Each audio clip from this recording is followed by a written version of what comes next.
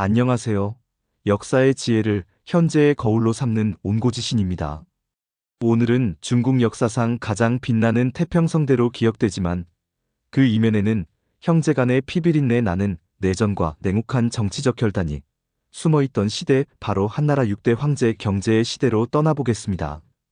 그의 통치는 어떻게 전무후무한 번영, 문경지치를 이끌었는가? 그리고 무엇이 나라를 둘로 쪼갤 뻔했던 5초 7국의 난을 불러왔는가?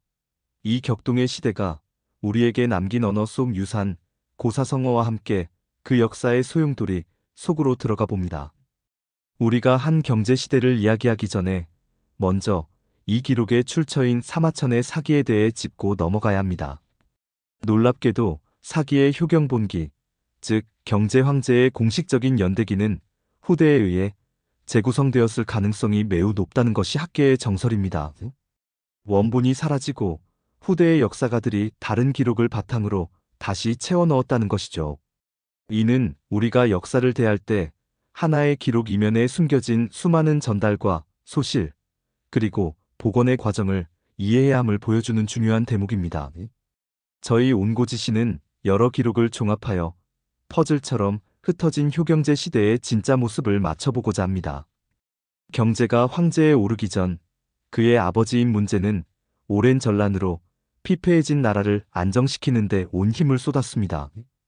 국가의 개입을 최소화하고 백성들에게 휴식을 주는 무위의 정치를 펼쳤죠. 경제는 이 유산을 물려받아 더욱 발전시킵니다. 세금을 농업 생산량의 30분의 1만 걷는 역사상 유례를 찾기 힘든 파격적인 감세 정책을 시행했습니다.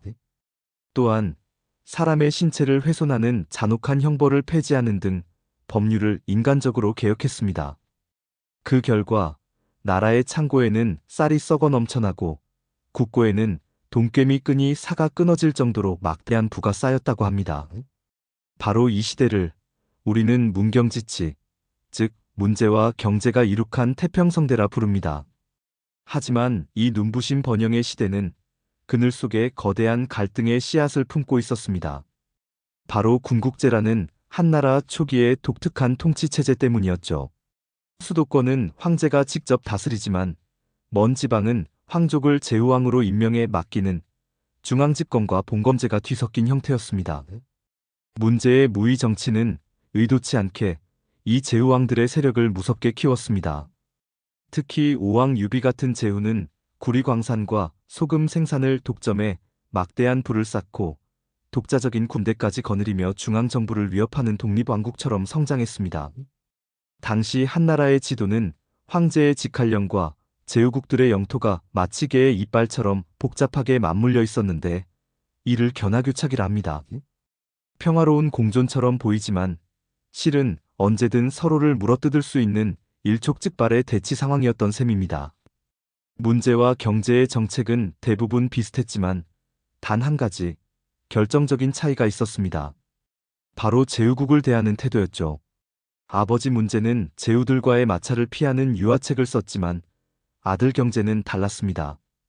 그는 제후들의 힘을 이대로 두었다가는 황실이 위태로워질 것이라 판단하고 그들의 영토와 권력을 적극적으로 빼앗는 삭번 정책을 추진하기로 결심합니다. 평화의 시대에 울린 균열의 서곡이었습니다. 결국 터질 것이 터지고 맙니다.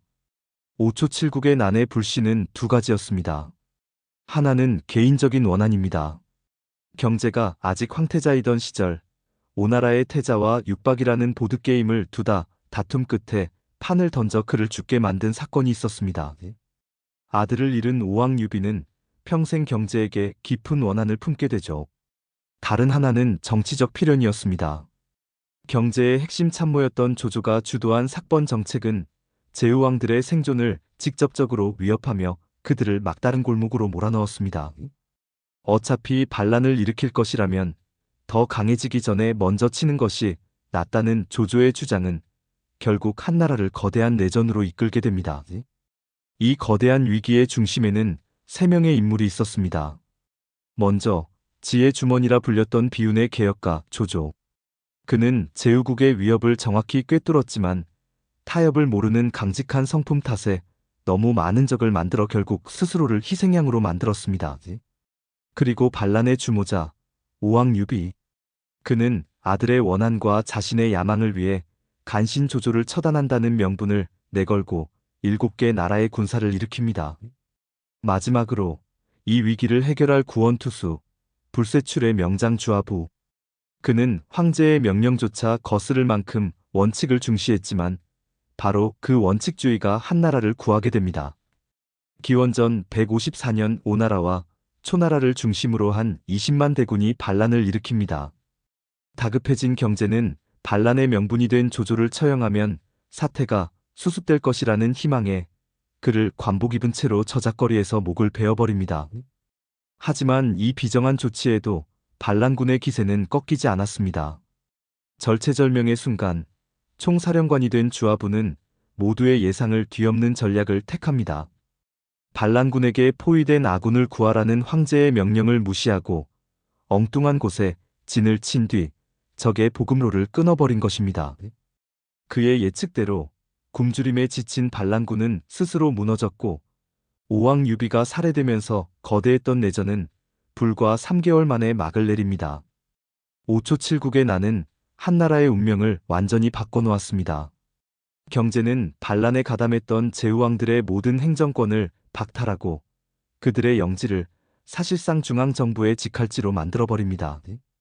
이름만 남은 군국제는 막을 내리고 강력한 중앙집권 제국으로 가는 길이 활짝 열린 것입니다. 이는 훗날 아들인 한무제가 대제국을 건설하는 결정적인 기반이 됩니다. 하지만 이 승리의 이면에는 조조와 주아부의 비극이 있었습니다.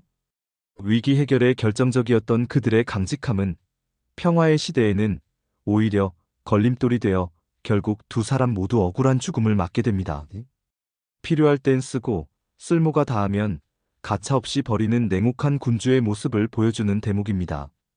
이처럼 격동의 시대는 오늘날 우리가 사용하는 언어 속에 수많은 흔적을 남겼습니다. 문경지치는 태평성대의 대명사가 되었고 견하교착은 복잡하게 얽힌 국제정세를 묘사하는 말로 쓰입니다.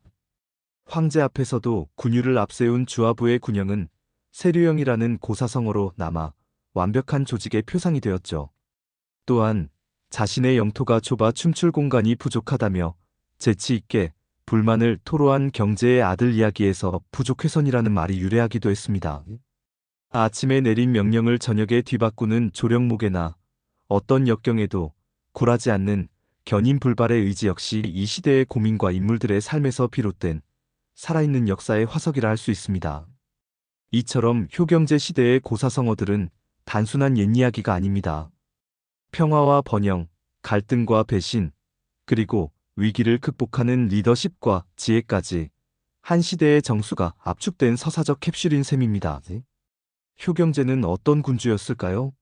그는 백성을 아낀 자비로운 군주였지만 동시에 통일제국이라는 목표를 위해 내전을 설계하고 공신들을 냉혹하게 제거한 현실주의자였습니다. 그의 시대는 평화와 번영의 황금기였지만 그 평화는 가장 잔인한 방식의 갈등을 통해 쟁취되었습니다. 분명한 것은 그의 통치가 없었다면 이후 2000년 중국 역사의 기틀이 된 강력한 중앙집권 제국은 없었을지도 모른다는 사실입니다. 그는 통일제국의 냉혹한 그러나 위대한 설계자였습니다. 역사는 종종 이처럼 양면적인 얼굴을 하고 우리에게 다가옵니다. 한 경제의 시대를 통해 우리는 이상적인 통치와 현실 정치의 간극, 그리고 위대한 성취 뒤에 가려진 희생의 무게를 다시금 생각해보게 됩니다. 오늘 온고지신이 준비한 이야기는 여기까지입니다. 시청해주셔서 감사합니다.